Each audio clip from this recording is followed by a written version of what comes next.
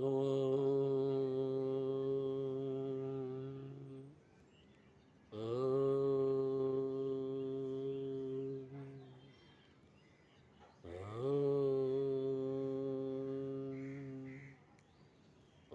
శ్రీ గురుభ్యో నమః.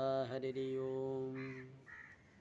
ఓం శుక్లాంబరధరం విష్ణుం శశివర్ణం చతుర్భుజం ప్రసన్నవదనం ధ్యాయేత్ సర్వవిఘ్నోపశాంతయే.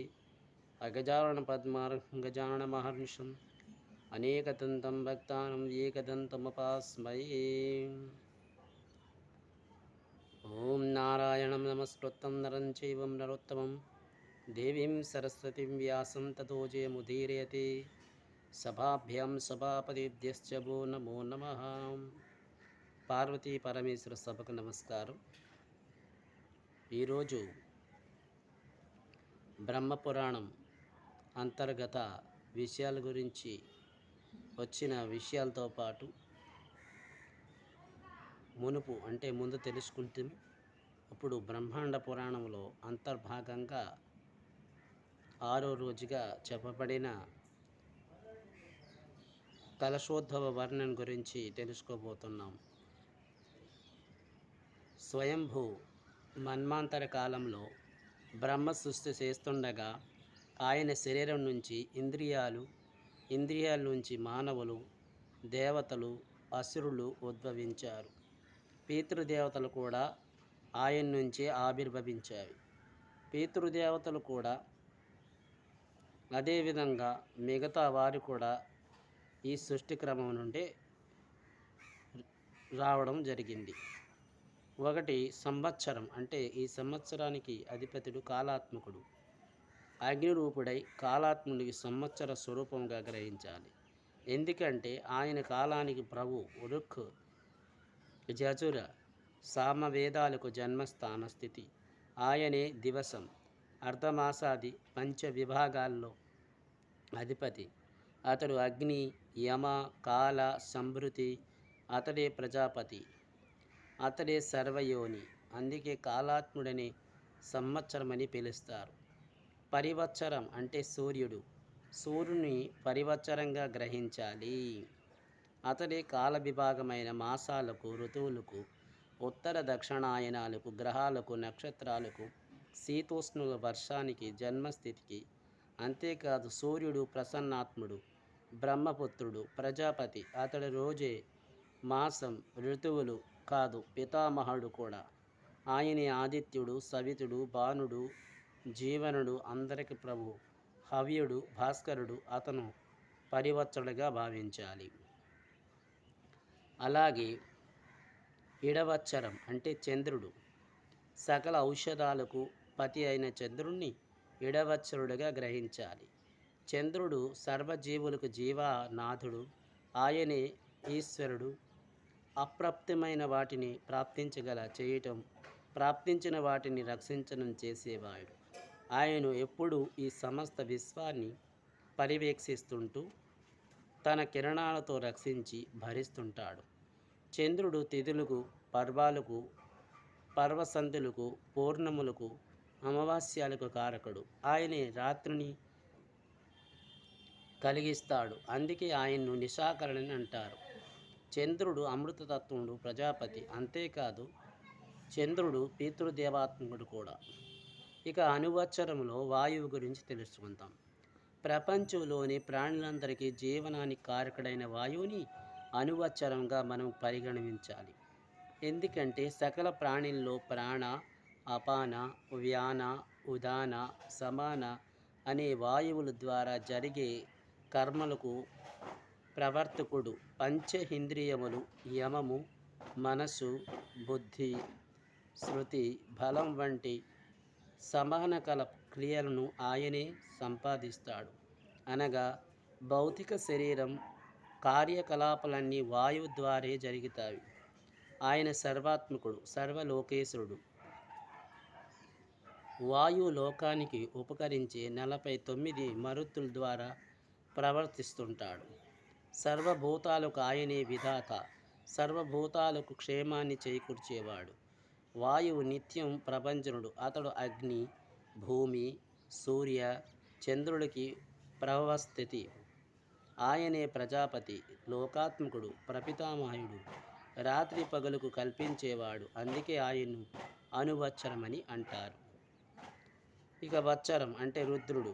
బ్రహ్మదేవుడు కుమారుడైన రుద్రుడు వత్సరం అని చెప్పబడుతుంటారు. కాలాత్ముడైన రుద్రుడు నిత్య కాలాకారుడు అంటే నిత్య లయకారకుడు.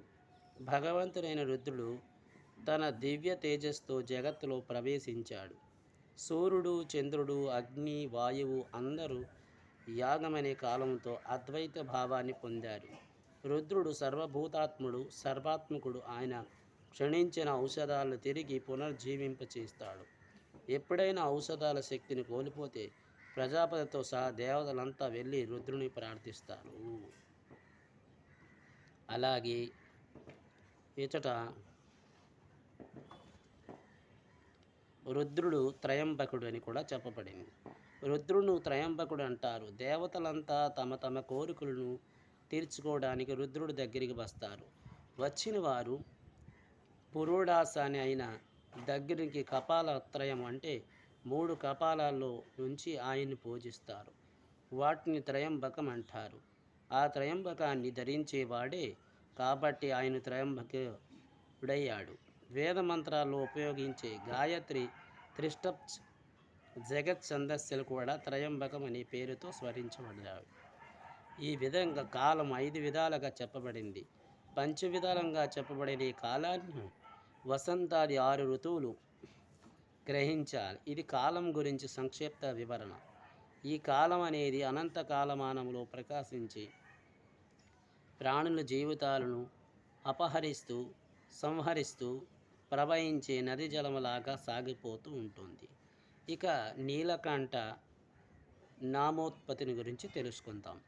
పూర్వం కృతాయుగంలో ప్రజాపతి మానస పుత్రుడు, వేదార్థ నిర్ణయ తత్పరుడు, ధర్మాత్ముడైన వశిష్ఠ మహర్షి ఉండేవాడు. ఆయన ఒకనాడు కార్తికేయుడి దగ్గరికి వెళ్ళి, కుమార, గౌరీ నందనుడైన నీ తండ్రి పరమేశ్వరుడు కంఠం నల్లగా కనిపిస్తుంది కదా, దానికి కారణం ఏమిటో దయచేసి నాకు చెప్పు అని అడిగాడు.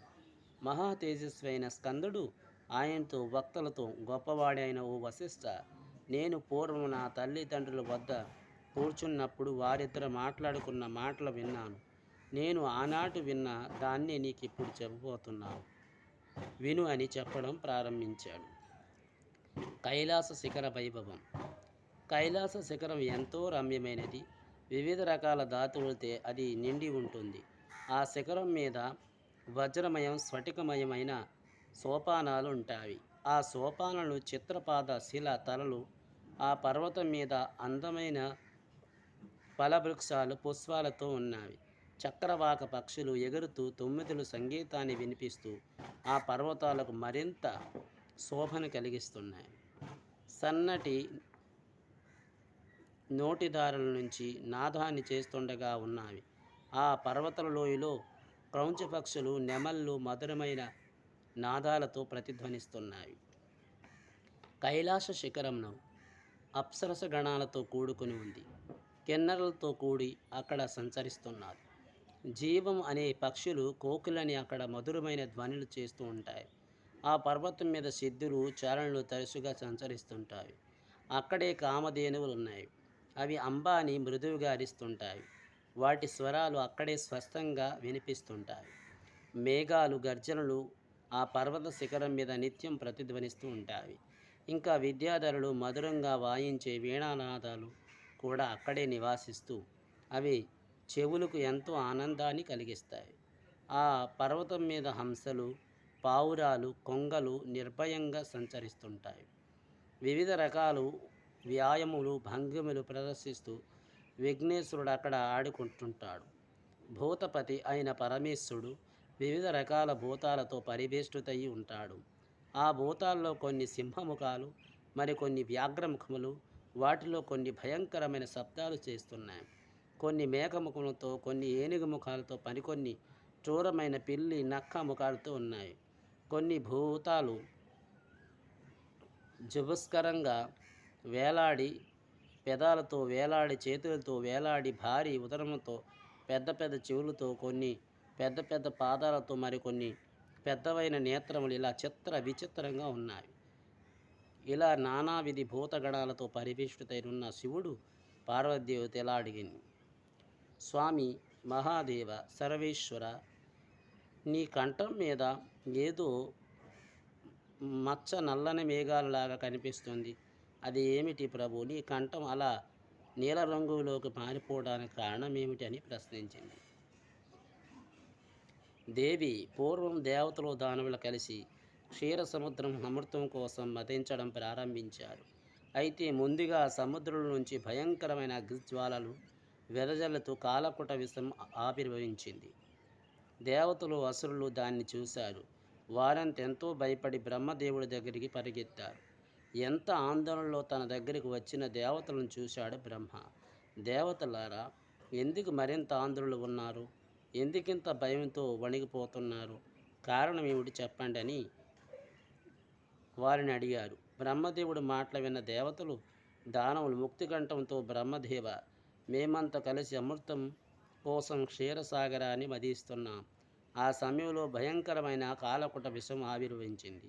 ఆ విషం పాముల్లా, తొమ్మిదిలా, నల్లని భయంకరమైన కాలమేఘముగా ఉంది. అది ప్రళయకాలం ఉండి అగ్నిలా జ్వలిస్తుంది. కాల మృత్యువులా కనిపిస్తుంది. దాని కాంతి యుగాంతంలో ఉండే సూర్యుడిలా ఉంది. ప్రభు, భయంకరమైన విష ప్రభావంతో ధవళవర్ణంతో ప్రకాశించే జనార్దనుడు కాస్త నల్లని రంగులో మారిపోయాడు. అలా మొత్తం నల్లగా మారిపోయిన జనార్దనుడిని చూసి మేమందరం ఎంతో భయపడిపోయాం. మాకెవరు దిక్కు తోచక నీ వద్దకు వచ్చి శరణ వేడుకుంటున్నామని చెప్పారు. ఆ విధంగా భయంతో దేవతలు దానవులు పలికిన మాటలు విని లోక పితామహుడైన బ్రహ్మదేవుడు వారితో ఇలా సంభాషించాడు: దేవతలారా, దానవులారా, మీరు ఇద్దరు సముద్రాన్ని మదించినప్పుడు పుట్టిన విషాన్ని కాలకూట విషం అంటారు. అది పుట్టిన వెంటనే సకల దేవతలు తమ తమ తేజస్సులు కోల్పోతారు. ఆ విషయం వ్రతాన్ని ధరించడానికి బ్రహ్మ అయినా నేను కానీ, మహావిష్ణువు కానీ, ఇతర దేవతలు కానీ శక్తిమంతులు కారు. కేవలం ఒకే పరమేశ్వరుడు తప్ప అని చెప్పిన బ్రహ్మ వెంటనే మనసులో గాఢంగా ఓంకారాన్ని స్మరిస్తూ అంతట వ్యాపిస్తున్నట్లుగా ఓంకారం ఆయనకు దర్శనమిచ్చింది. ఆ దివ్య ఓంకారానికి నమస్కరించి నన్ను అంటే పరమేశ్వరుని ఇలా స్తోత్రించడం ప్రారంభించాడు. బ్రహ్మ చేసిన శివస్తుతి తదుపరి కార్యక్రమంలో తెలుసుకుంటాం. అంతవరకు మంగళం కోశలేంద్రాయ మహానీయ గుణాత్మనే చక్రవర్తి తనూజాయ సర్వభౌమాయ మంగళం. ఉమాకాంతాయ కాంతాయ కామ్యప్రదాయనే శ్రీగిరీశాయ దేవాయ వల్లీనాథాయ మంగళం. సర్వం శ్రీమామేశ్వర పాద పద్మార్పణమస్తు. స్వస్తి.